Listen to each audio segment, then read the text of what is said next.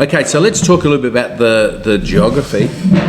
And, you're talking about before, the hills and valleys. This topographical map shows that very well. So again, we can see, Auburn down here, Watervale here, and Clare up there, Polish River over there, Kilikanoon Valley, running through here. So you can see the impact of the hills and valleys there. You got it. Okay. What was the kind of river that kind of cut through? Was it? Was it a river? No, that's just a road. But in actual fact, where you can see the road goes over here at Penworth. All the rain basically north of here goes into the Hutt River, which goes into the Broughton River through to Port Broughton to Spencer Gulf. Yeah. Oh, okay. Everything south of here goes into the Wakefield River, goes down to Port Wakefield and goes into St Vincent's Gulf. Oh, wow. So it is interesting. This is the high point of the mid-north. Oh, wow. And it actually feeds both gulfs. Oh, wow. Yeah. It's a small appellation defined by its diversity, and it's very important to note that most appellations of the world are defined by their homogeneity. Coonawarra is a really classic example. It's all the same altitude, all the same soil structure, and most appellations are defined by homogeneity. You've got to have a degree of sameness to call it an appellation. However, Clare Valley is exactly the opposite. It's really small, but it's incredibly diverse. So we've got vineyards that range from 250 metres above sea level near Auburn up to almost 600 metres at Mount Horrocks and up around where Paulettes are. So there's some really high vineyards. Yeah. And it's not dissimilar to the Adelaide Hills. Yeah. A bit lower, but not dissimilar. The parallel ranges mean multiple aspects: north, south, east, west. In addition, the valleys create wind tunnels that take the heat away. Right, it's one of the reasons for that big diurnal temperature difference. Some valleys are tight, while others are more like a fry pan or a basin. Yeah. So Leasingham enjoys about 3 hours more direct sunshine than the Kilikanoon Valley every day. Now that's going to make a huge amount of difference to the ripening times. Yeah. The rainfall is much higher in the Kilikanoon Valley than Watervale. Watervale's higher than Mintero, which is in the rain shadow. That's going to make a difference as well. So, there are enormous numbers of geological conditions that are going to create different microclimates. Yeah. Where's Curry Hill here? Is it Watervale? Curry Hill is actually... they have got a vineyard down here. Yeah, okay. Shovers Road, down here actually. Shovers Road. But most of their vineyards are over there. And Grosset is over... Grosset wineries down here in Auburn. Oh, okay. But most of the vineyards are here. Oh, okay. So it's like one appellation, but with different separate microclimates. It's incredibly diverse. And when you consider that every 100 metres difference in altitude is about 1 degree difference in temperature and about 1 week difference in picking time. Yeah. So if you're 300 metres higher, then you're picking 3 weeks later, you're getting a lot more flavour development over that time. So when you're saying like Watervale Riesling, it could be very different as well from... Even that's right. That's right, because you've got Watervale Riesling from down here in the Leasingham area, and that's quite different to the Watervale Riesling, which is up here. We were in Orange talking to Word of Mouth Winery, and they were saying that typically the whites are good at the higher altitude and the reds at the lower altitude. It's interesting that Watervale's from that looks like it's a bit lower, but what's Watervale? We're 400 metres above sea level. Right, so in the middle. So I like to show a rosé in this masterclass as well. I change a number of these wines. Most of the iconic ones I keep, but change a few around as well. This one's a Shut the Gate, Watervale Grenache. Richard and Rasa run the business. They have some of their own grapes, but they also, contract. And the interesting thing I think about rosé is you're effectively making a white wine from red grapes. Yeah. Right? White wine technique, you get the juice off the skins really quickly. If you're making a red wine, table wine, you're leaving the juice on the skins for 7 or 10 days. You're extracting not only colour but tannin and a whole lot of other textural elements, right? So this wine, you're getting it off the skins in hours rather than days. And so you're really using white wine technique, but you're getting that little bit of colour and tannin and complexity from the skins that you wouldn't if you were making a white wine. Yeah. You're going to get, but much less so than if this was taken through to being a Watervale Grenache table wine. Yeah. Rosé is defined by technique rather than, a variety or a place. Yeah. Sweetness level, I think this is a real misnomer. People tend to think that if it was darker and pinker, it's sweeter. They're actually two independent winemaking decisions. The sweet level's based on whether you ferment the wine dry or leave in some residual sugar. So it's an interesting one. Yeah. But we said, it smells sweet. It's fruitful. I think this is another thing that's just really interesting. A lot of people say I like sweet or I don't like sweet and get confused between sweetness and fruitfulness. Because you can be fruitful and dry. Yeah. And I think this wine is, right? I've always imagined rosés to be sweet. Yeah, but the majority of the ones I've had are not dry. Yeah. The quality ones tend to be dry. And this is a really good example. But the real difference in terroir between different parts of Clare is driven below the surface. So this is really important, guys. Everywhere in the world, soils were laid down layer upon layer, horizontal layers. In the case of the Clare ranges, the soils were laid down between 800 million years ago and 500 million years ago. Let's put that in perspective. 500 million years ago was around about the time the first green things started to crawl up out of the sea and evolve into plants, right? So 500 million years ago, we had no plants on Earth, basically, and certainly no animals. Also, 500 million years ago, leading up to that, is when Gondwana land was formed. Yeah.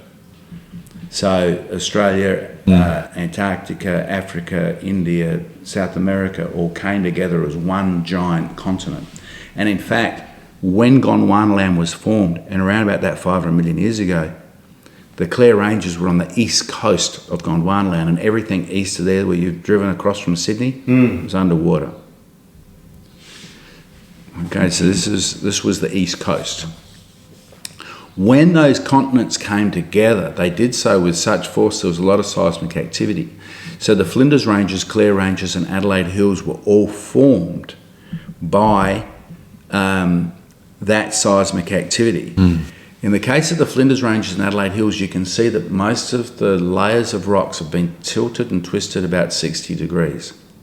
In the case of the Clare Ranges, it was the full 90, right? Okay. So that the layers which were laid down horizontally have ended up being exposed to the atmosphere vertically. Wow. So as you come from the west, those first ranges you come up into the Clare Ranges are 800 million years old rocks. And every range and every valley as you go further east is a different rock structure. Wow. Until you get to the Polish Hill River area, which is about 500 million years ago, the babies. Right? And so that's the way it was all structured. It's shown here. So you can see Gondwana land, Clare basically on the east coast. You can see these layers of rocks which were laid down over 300 million years, And then if we whip over to the side, you can see what we've got now. So that, you know, each of those different ranges and valleys are built on a completely different rock structure. You're probably going to touch on how does that translate into the wine? It's unique minerality. Every soil structure will impart different characteristics to the wine. So we talked about the fact that the Clare Valley climate, that big diurnal temperature difference, is not completely unique in the world, but you know it's fairly unique. Yeah. You then look at this geological stuff. This is, I can't think of another wine region in the world that has so much diversity in geology in such a small space. Yeah. All right. So as I said, the climate gives you the Clare Valley wine structure. The geology will give you the differences in style, provide different aspects. Okay. Is there like the better styles versus the better rocks versus Well, I think you can determine what you like. Yeah. But, so you've got the oldest rocks to the west. Then you've got the Kilikanoon Valley is, you know, quite old. Yeah. You come through to Watervale, it's you know, probably about 600 million years old. You know, and then Polish Hill River, you're up to the 500. Yeah. Now, so this photo actually, I mean, we're in the jail. That's the jail, right? When was this photo taken? When we were doing the development, so about 4 years ago. So you can see the limestone and you can see the terroir, the red clay. Yeah, wow. And then if, you know, when we did some footings, you can see the rock, the shale underneath as well. So enormous amounts of differences. Yeah. Has there been a lot of kind of mapping that's been done based on? Yeah, look, there has been a bit of mapping. What we haven't been able to do is to, you know, decide, you know, exactly where the line should be. I personally think it's relatively straightforward. You can see where the soil's changed. Yeah. Yeah. And, you know, for me, the sub-appellations, you know, jump out at you. You know, we're not, if we think about Riesling again, you know, answer your question. As I said before, you've got a liminess which dominates the palate from Watervale. You go to Polish Hill River and you've got more minerality, it's on slate. You'll tend to see more lemon curd. You go further north through White Hut, some of those areas, you'll even start to see a bit of grapefruity kind of note. So the geology influences the notes. Yeah. In a few of the Rieslings we've had, there's this tropical fruit note that's coming through. Yeah. Like the pineapple that's been coming through. Yeah. You'll get that when it's a little warmer as well. Just a quick side note. You're not doing the degustation today, but if you were, you know, when we do our wine match, there is so much vibrancy and strength and character that comes through our leaves, fruit, vegetables, that by and large we're looking for wines to match our own vegetable produce. The protein is the least important thing. You know, you would just, you know, and so I pick up on that, and I've said it, rosé, you know, trout, but it's actually what we find as well that, you know, depending on the characteristics of the rosé, some are a little bit more peppery. I mean, there's the Mount Horrocks rosé is one that we use from time to time. It's got a real little peppery note because it's Shiraz rosé. It actually goes beautiful with the nasturtium leaf. And so, you know, we might use a nasturtium leaf a bit like a Sanchow bowl and put some prawns in there and things like that, you know, and so you get those sorts of connections. So we love to see... I think have the nasturtium leaf. Yeah, if you come on our farm tour, then you'll get to taste one. All right, so Wendouree. This one's a 2011 Malbec. Now, Malbec is a grape variety that actually goes really, really well in Clare. Wendouree is one of the most highly regarded wineries in Australia. It was established in 1890s, and they've been making the wines pretty much the same way ever since, with bush vines, hand-picked, wooden basket presses, and blended to a style that reflects their unique terroir. You know, it's a particular vineyard. They tend to pick earlier. They're looking for brightness of fruit. They don't over oak. So it's it's actually all about restrained elegance. Yeah, it's complexity, but it's not, overly powerful. Yeah. Okay. Interestingly, you can only buy Wendouree wines if you're on their mailing list. There is no cellar door. You have to write a handwritten letter and hope someone dies to get on the mailing list. One in, one out. Yeah, pretty much. Yeah. I mean, and then you'll get sent a handwritten letter every year saying your allocation is, and you have to send a handwritten letter back saying I accept my allocation, or your request. So it's quite a process. You've got your allocation. Yeah, but each year you don't know if you're going to get it or you're not. Yeah.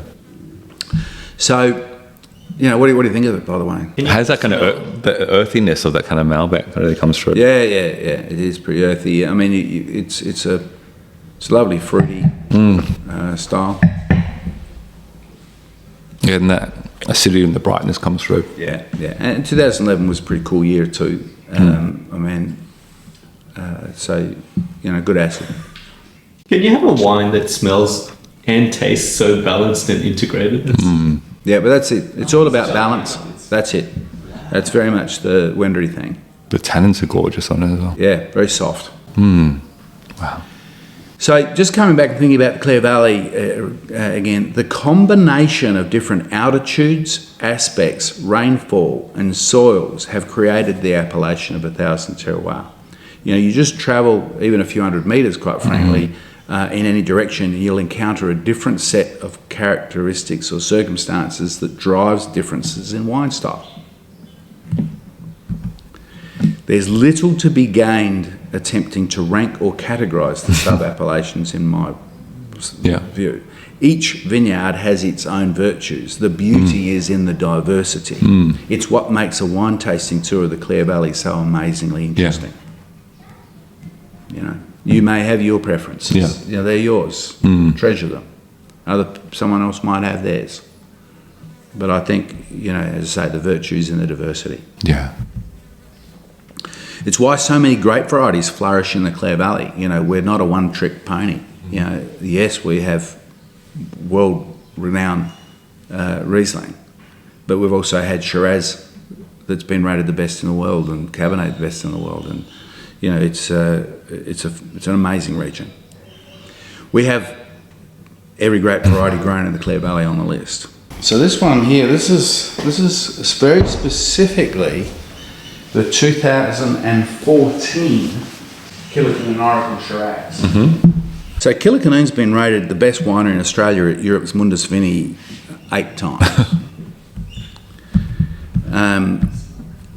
And Oracle Shiraz has been awarded Best Shiraz in the World 3 times at different shows, 2005, 2009, and this one, 2014.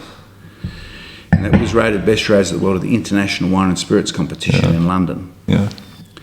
The wine is a blend of different vineyards each year to a consistent style. So Kilikanoon's got vineyards in Leasingham, up near Paulet's, that higher altitude area, Penwortham, right out to the north in the Stanley Flat area. And so in a cooler year, more of the warmer vineyard sites will find their way into Oracle. Yeah.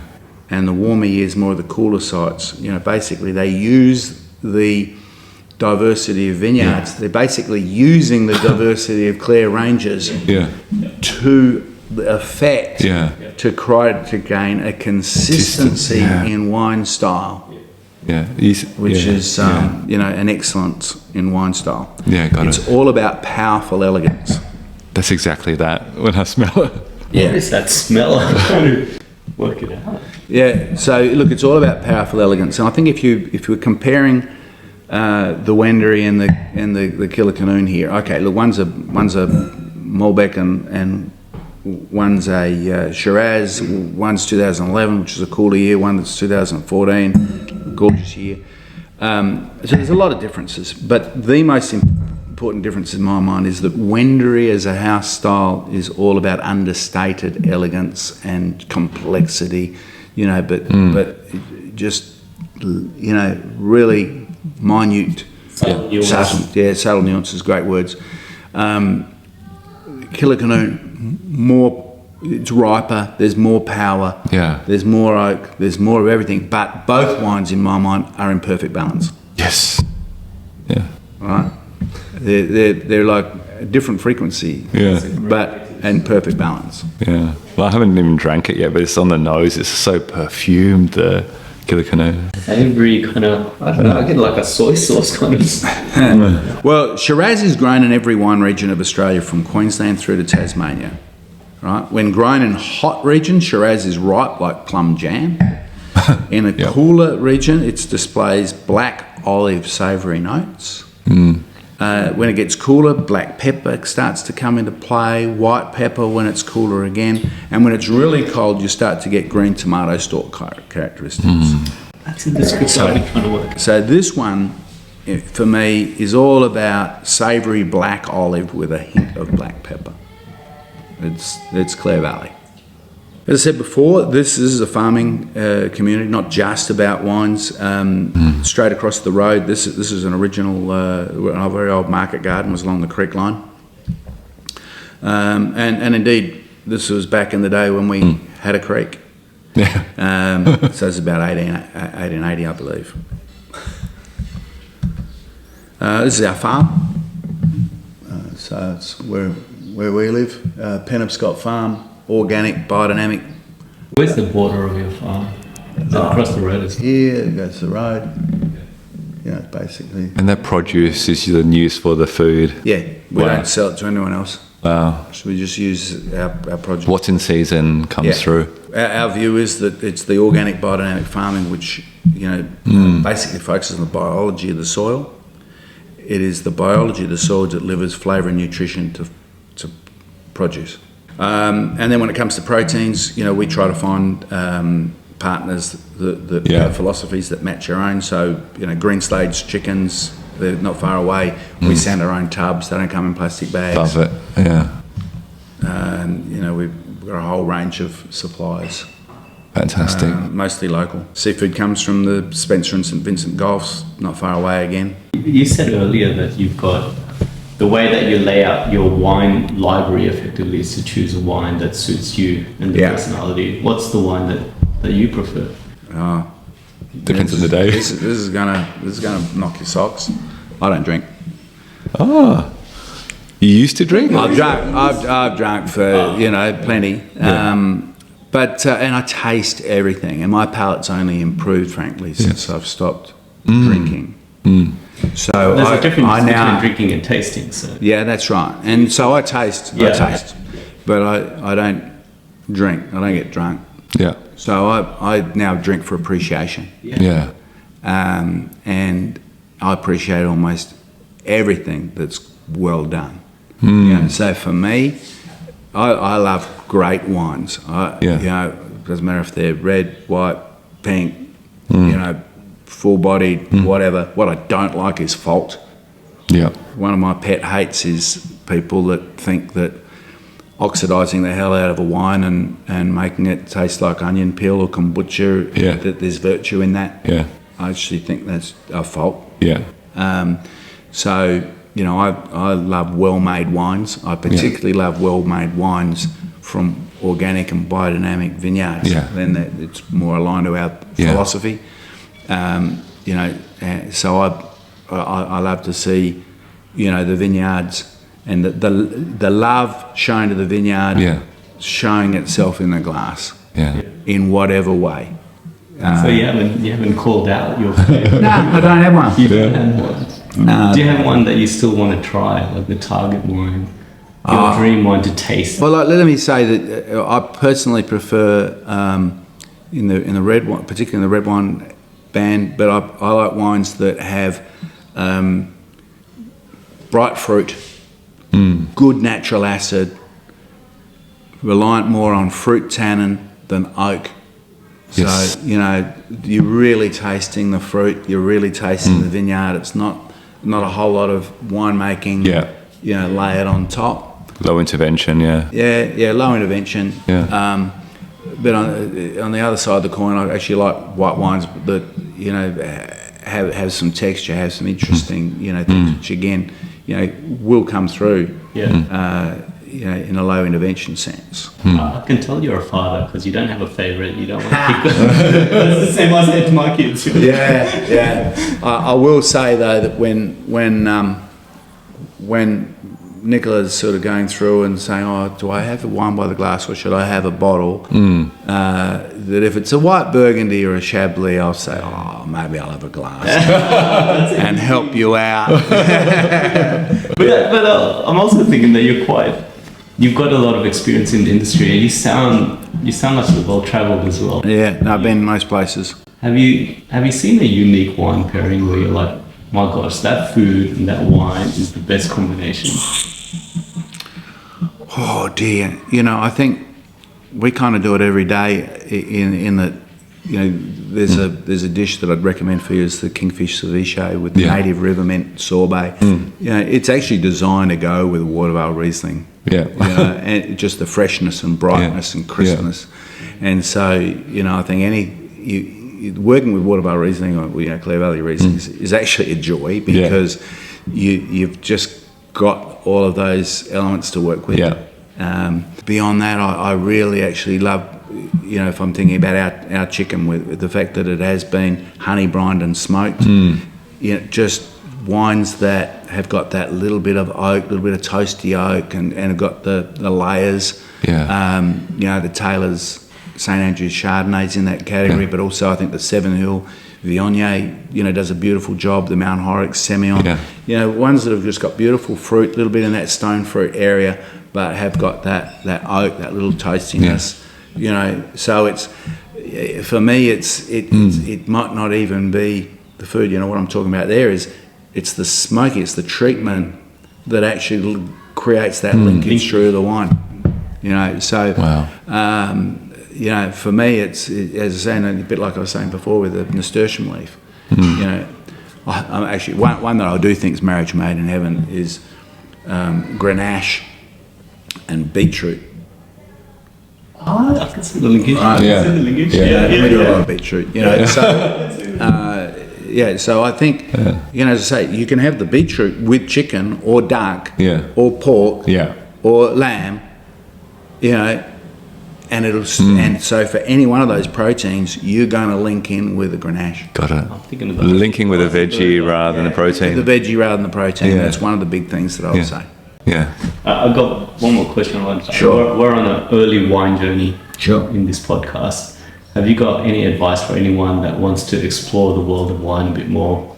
What would you do if you're on the wine journey? Do what you do. Ask a lot of questions. Yeah. Right, so I think the point is go in without preconceived ideas.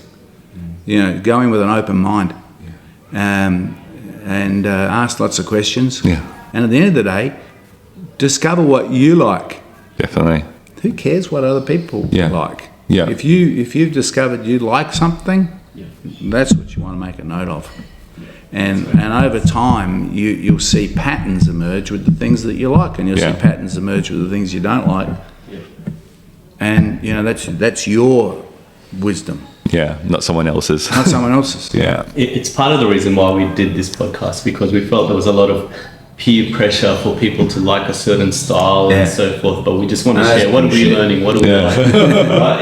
Exactly, just make it accessible. We were talking to Stuart Mossman from Henley Farm, and he was just saying, just have fun. That's what it's all about, which is fantastic. But Warrick, I really appreciate your time. I think we've learned so much. The only problem is I feel like I've got more questions now after this session. How do you unlock all the different sub-appellations of Clare and try every single one and go, what's... Well, look, over dinner, over lunch, we'll get a map out and I'll mark a few. Awesome. Great. That'll be fantastic. No worries. Thanks, Warrick. Thanks, Appreciate guys. your time. That's been fantastic. No problem.